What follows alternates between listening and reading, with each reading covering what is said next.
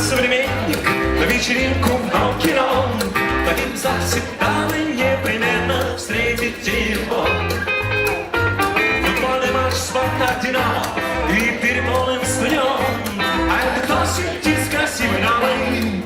Конечно, он. Спросите у любого на Тверском бульваре, кто лучше всех танцует твистер рок-н-ролл, кто лучше всех играет пресс на гитаре. Каждый видит, конечно, Вася, Вася, Вася, кто его не знает, Вася, Вася, Вася, стиляга из Москвы.